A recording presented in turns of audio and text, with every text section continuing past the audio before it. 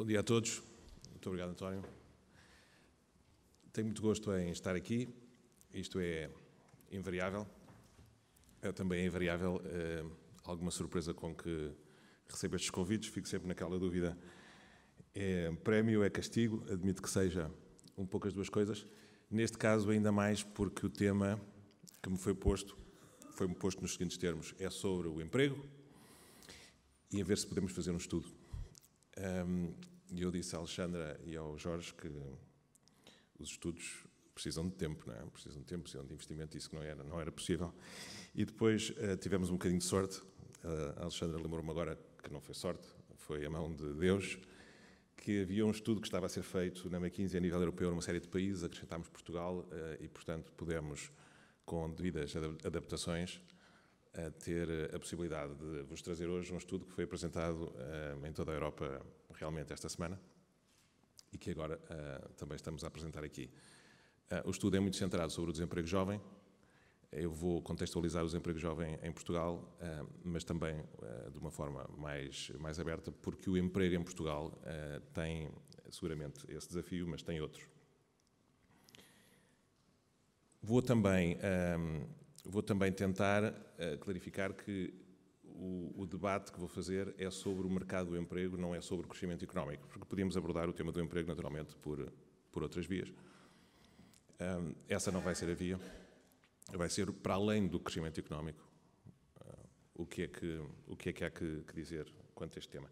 E por último, recordar os meus amigos aqui que, com humildade, sou com sorte um especialista de gestão, mas de empresas, e abordo estes temas com o mindset, com a lógica de um aprendiz que tem algumas ferramentas, mas que reconhece a limitação das ferramentas que tem. E, portanto, pedia-vos a caridade do vosso julgamento, olhem para o que eu vou dizer como um ponto de partida para a vossa reflexão. Não olhem como recomendações, porque essas são noutro lugar e sobre outros temas. Então, o que é que vamos falar? Vamos falar um pouco deste desafio. Vamos começar com alguns números, vamos tentar ir para além dos números e pensar também, enfim, a deformação profissional do consultor, que tipo de abordagens e como é que essas abordagens podem ter tração, podem levar a resultados diferentes. E, naturalmente, esta é uma assembleia confessional, também o nosso papel, porque também é para isso que utilizamos estes debates e estas conferências. Começando então pelos números, esta é a evidência da relação que todos conhecemos. Em Portugal temos tido taxas de desemprego antes da crise de 8%, 9%, e depois, quando vem aí o crescimento económico a passar a ser uma recessão, o desemprego a disparar.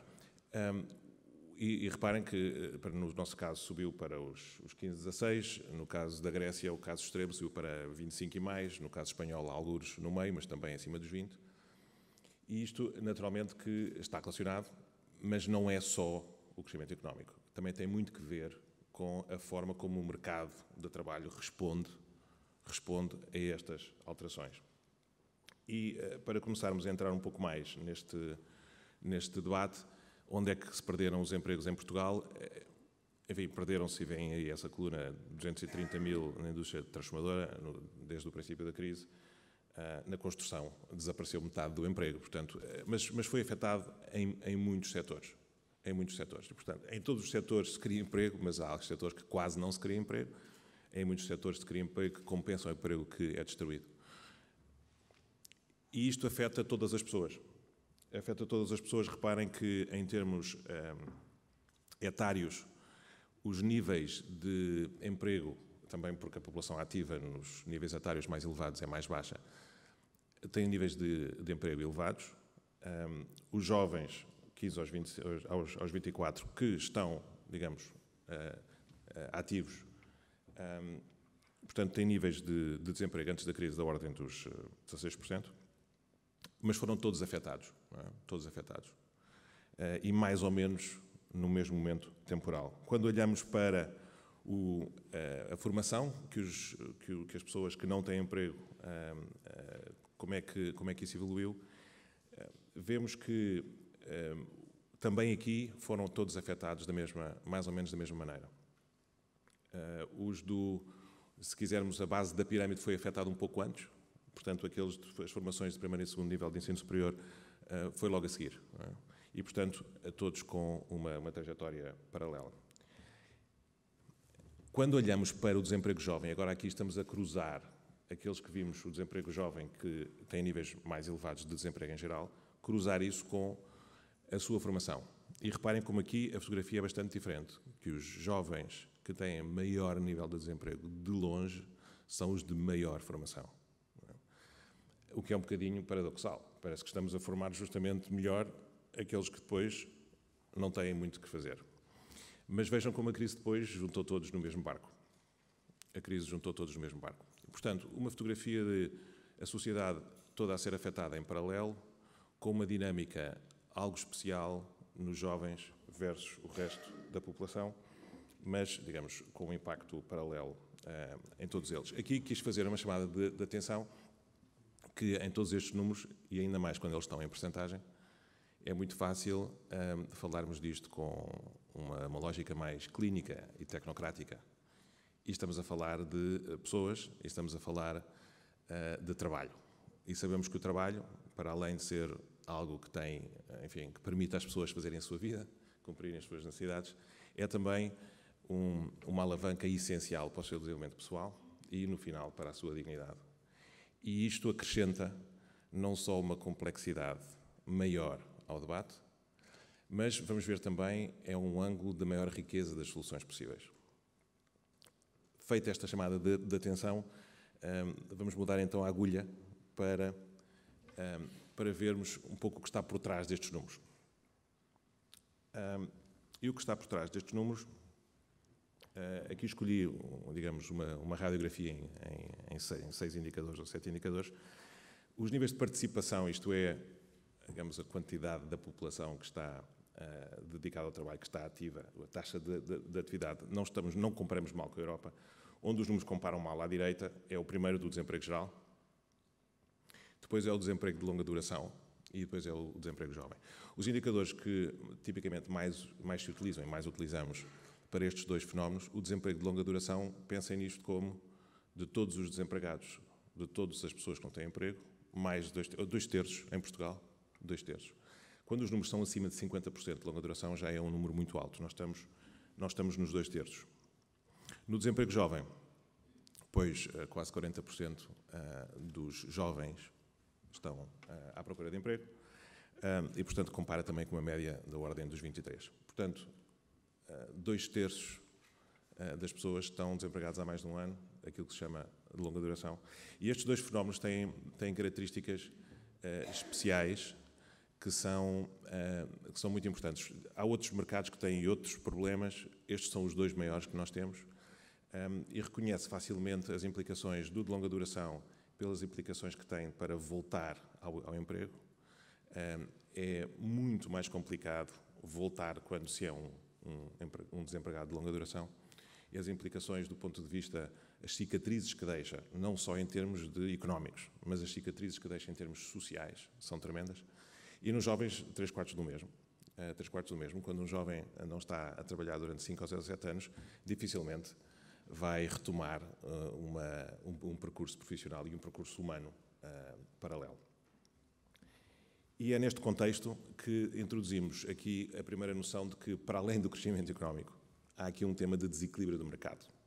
Este mercado é um mercado de pessoas, não é um mercado de sabonetes, e as pessoas têm que ter a capacidade de encontrar as suas oportunidades num mercado que tem menos oportunidades. Aqui o que vemos do lado esquerdo é o desemprego na Europa pelos vários países, e este quadro serve para fazer o ponto de que, independentemente do crescimento económico, há aqui um problema do próprio mercado a funcionar. Em quase todos os países temos desemprego jovem muito elevado, mas o nosso estudo mostra que em todos os países a proporção de vagas, de empregadores que não conseguem preencher as vagas por não encontrarem os colaboradores com o perfil adequado é muito elevado, 30%. Em momentos de crise. Em momentos de crise, quando há mais Há mais procura. Portanto, há aqui claramente um déficit de mercado que vai para além da crise económica. E eu gostava de agora fazer enfim, peço desculpa pela quantidade de números que tem este quadro, de fazer uma pontualização sobre o desemprego jovem e depois outra sobre o desemprego de longa duração. Este quadro que mostra é o número de anos que um jovem demora, nos primeiros 5 anos, o número de anos que demora até ter um emprego permanente. E, portanto, como veem aí, a Dinamarca e a Islândia demoram um anito. Em alguns casos, os de maior qualificação demoram só um ano, noutros casos, os de menor qualificação demoram um pouco mais, mas, digamos, é aqueles 5 anos, um ano. Não é? E há países que demoram um pouco mais.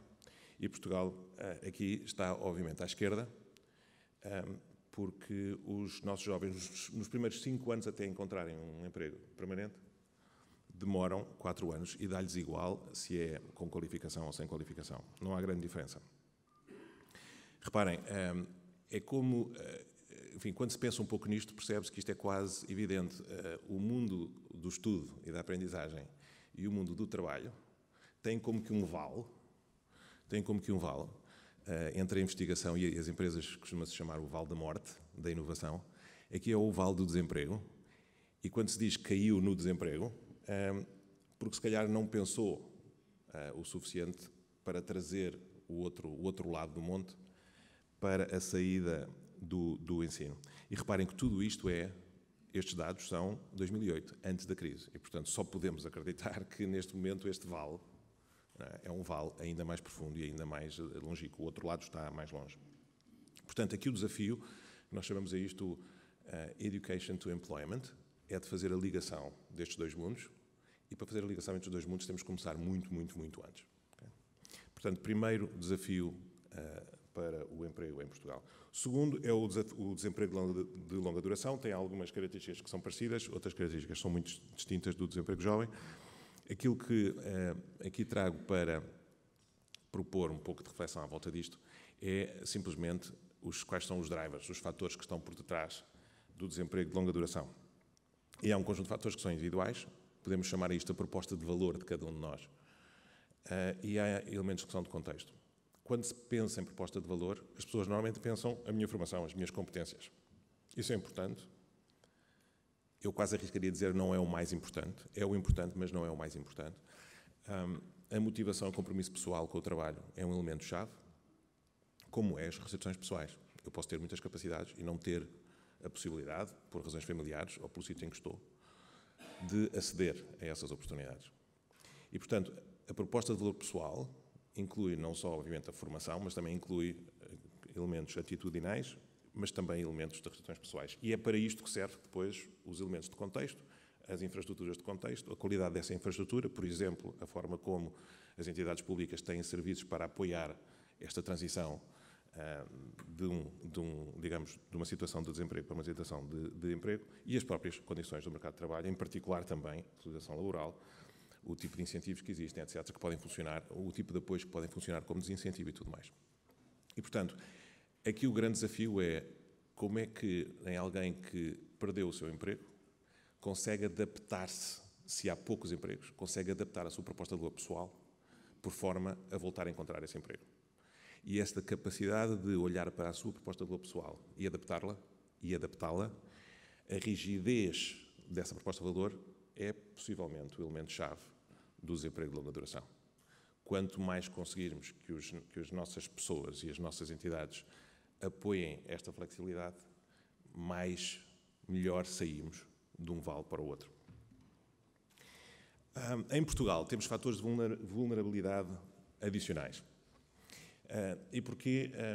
Porque, reparem, aqui temos, uma vez mais tenho que pedir desculpa deste quadro, dentro da McKinsey chamamos isto os quadros alemães, os quadros com muitos números são os quadros alemães. Em Portugal temos fatores de debilidade, desde logo pela nossa formação. É uma formação, temos uma lógica de que a formação superior é a formação que tem que ser, é aquela que é valorizada pela sociedade, e, portanto, o ensino técnico não é valorizado, e, portanto, há muitos jovens que até preferiam o ensino técnico, até acreditam mais no ensino técnico, mais vocacional, mas acabam por seguir o ensino superior. Em baixo à esquerda há uns números que são provocadores, mas isto é assim em Portugal e é assim no resto da Europa. E, portanto, aos académicos que estão na sala e aos mestres que estão na sala podem ficar um bocadinho mais descansados. As escolas, as universidades em geral, os providers de formação dizem que cumprem a sua função de forma adequada e que os jovens estão preparados para o mercado de trabalho em 80% dos casos. Os jovens acham isso em 50% dos casos, mas as empresas acham isso em 33% dos casos. Há claramente um disconnect, uma desconexão entre aquilo que estamos a fazer nos sistemas de formação e aquilo que as empresas acham que precisam. Não é que elas saibam sempre o que é que precisam, mas se elas não sabem o que precisam, não vale a pena a gente achar que nós sabemos. É o que elas acharem. Do lado direito, fazemos o ponto de que nas PMEs, as empresas mais pequenas do que é normal, sentem estes gaps de acesso às capacidades de que precisam, têm menos capacidade para investir, sentem mais e nós estamos mais expostos nesta área. E em Portugal também há um tema de acesso. Não há um tema de acesso tão sério em outros países. Em Portugal também há muitos jovens que dizem que tenho um problema porque não tenho a capacidade de investir na minha própria formação. E o que é que nos resulta destes déficits de mercado com estas vulnerabilidades do caso português? Nós em Portugal temos uma característica também que temos um nível de mobilidade superior à de muitos outros países, por razões culturais, por razões de capacidade de línguas, etc. E os números não são muito fiáveis, as estatísticas não são muito fiáveis, por várias razões também aqui, que não interessam, mas simplesmente, se nós pensarmos que em 2013 este fenómeno não melhorou, se somarmos os últimos 5 anos, perdemos facilmente 5% da nossa população trabalhadora, não é? E não serão dos piores. Isto é bom ou é mau? Não é? A mim parece-me que esse debate é um debate pouco útil. É melhor, se calhar, termos esta capacidade do que não a ter. Agora, também é verdade que o risco, o facto disto acontecer, acrescenta um elemento de urgência, a pensar se houver coisas que podemos fazer para que o nosso mercado funcione melhor, pois, se o fizermos a tempo, vamos perder menos, não é? Vamos perder menos. Avançando então para o terceiro passo, que é, depois de discutirmos um pouco as causas raiz e o que está por trás desta dinâmica, quais são os caminhos de inversão. E aqui é onde não entramos em recomendações. Propomos 5 temas, 5 caminhos, formulados desta maneira. Uma formação que tem que estar muito mais determinada pelas necessidades, tem que ser muito mais empresas-driven. Uma cultura de empregabilidade para os jovens, que tem que começar desde muito cedo. Tipicamente o jovem pensa no curso, não pensa no emprego. Eu tenho uma filha de 18 anos e reconheci, ao preparar este trabalho, que discuti com ela muitas vezes o estudo e a formação, mas não discuti a profissão. É verdade que num segmento dos alunos, dos estudantes com melhores oportunidades, melhor formados, dá igual, mas são só 5, 10, em termos europeus 15%, em Portugal são só 5%. E então, e todos os outros, não é? É preciso começar a pensar na profissão muito antes. Muito antes. Mecanismos de mercado assistido na procura. Este é todo o tema dos serviços de apoio ao emprego. Quando as pessoas perdem emprego, voltar a levá-las. Há todo um conjunto de coisas que se podem fazer. Estes serviços, quando são profissionalizados e quando funcionam muito bem, o impacto que têm é muito melhor. Imaginem a diferença de um call center que funciona mal e um call center que funciona bem. Uma coisa destas que funciona mal e uma coisa destas que funciona bem. Estamos a falar de pessoas, estamos a falar de emprego, é muito importante. Incentivos inteligentes. A palavra inteligentes aqui, eu quero dizer que os incentivos também têm, eu não sou economista, mas já aqui muitos economistas, os incentivos também têm efeitos secundários. É preciso ter cuidado e os apoios sociais que são imprescindíveis, que são essenciais nesta área, também podem ter efeitos secundários. E a sua presença pode ser um dos incentivos. E, portanto, pensar isto muito bem pensado. E, por último, o mais difícil de todos, mas é aquilo que realmente funciona, são abordagens integradas. Abordagens integradas que ligam empresas, que ligam empresas com universidades, com escolas, e que permitem funcionar este ecossistema de uma forma melhor. Os exemplos que eu agora vou pôr aqui, vou passar por eles muito rápido, porque não são soluções. estão pensados mais para vos dar a ideia de que há muita coisa. Por cada um destes há 50, por cada um há 50 outros interessantes que se podem pôr. E o elemento aqui é pensar, é estimular e pensar, há tanta coisa que se pode fazer. Por exemplo, a formação determinada pelas necessidades, obviamente que as escolas podem fazer muito mais do que fazem. Há algumas escolas, by the way, que fazem isto bastante melhor do que outras, do que a média.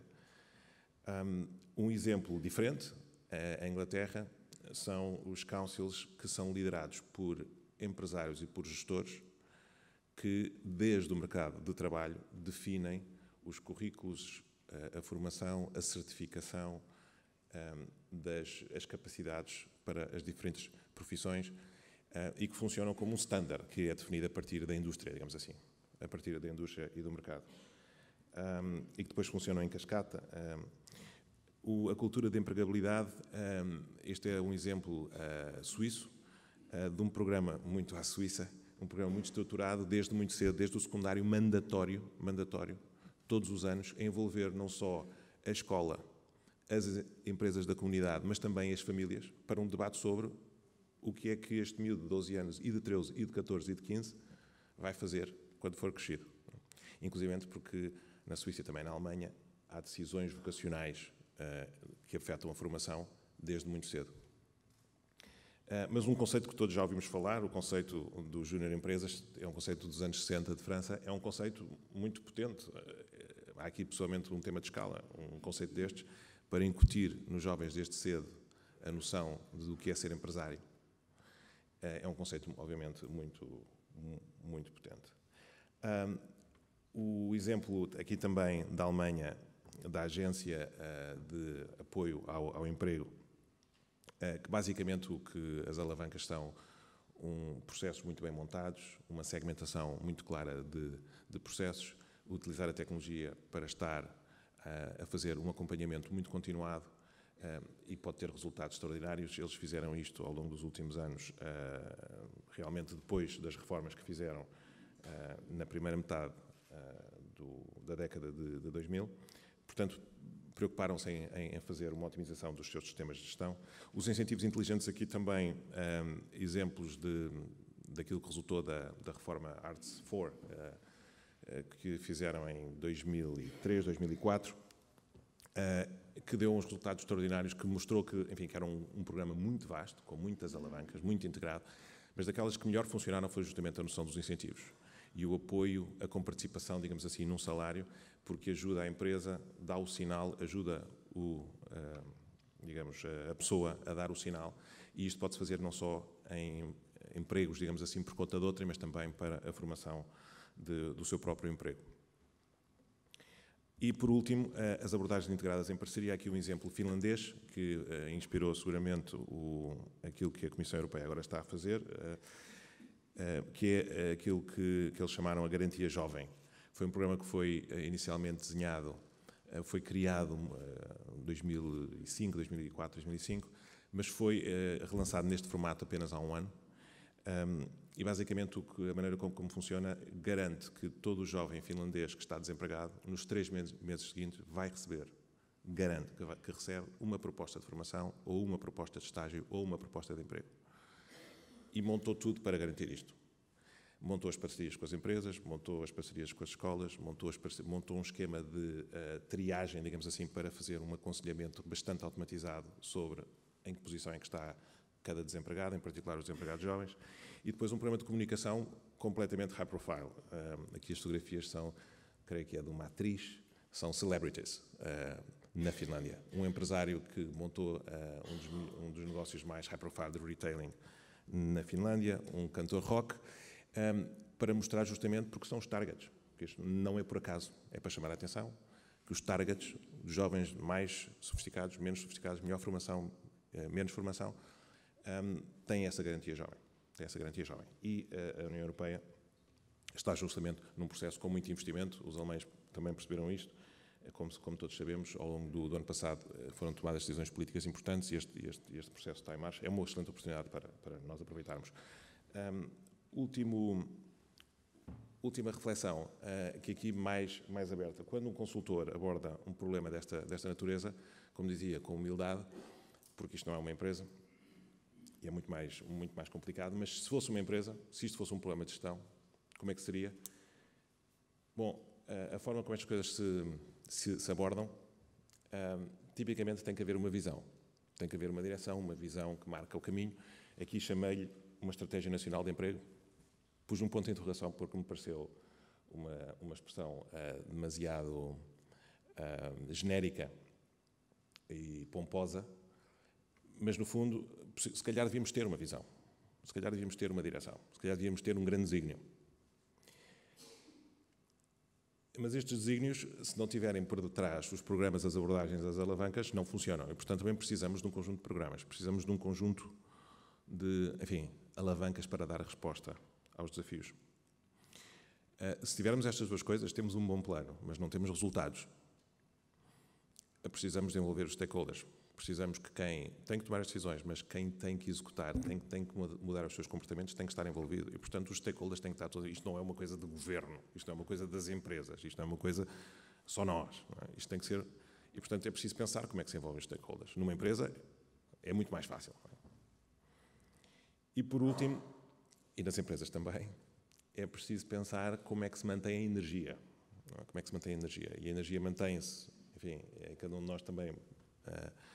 com fé, mas é preciso também pensar em elementos que toquem as pessoas e perceber a importância do trabalho e do emprego. E que o emprego não é uma coisa que ou há empregos ou não há empregos. Não é? A noção de que aquilo que nós fazemos, não é? Portanto, criar uma cultura de trabalho que seguramente teremos perdido em algum momento ao longo das últimas décadas.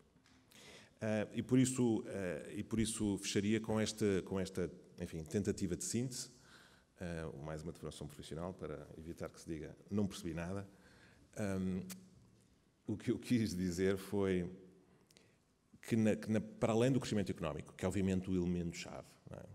Para além do crescimento económico, há um desequilíbrio no mercado das pessoas. E este mercado é um mercado muito importante para que se deixe, o mercado vai resolver. Que é consequência, mas também é causa do próprio desenvolvimento económico. Que tem desafios específicos, o que eu chamei o vale do desemprego, mas também, muito importante, a capacidade de cada um adaptar a sua proposta de valor. Que é um problema para o qual há imensas soluções, reconhecer que as soluções não são definitivas, nem muito menos, mas que há muitas soluções e que podem ajudar muitas pessoas. Que Portugal tem uma vulnerabilidade especial e que, portanto, há aqui um tema de timing e que isto nos toca a todos. Agradeço muito a vossa atenção. António, muito obrigado.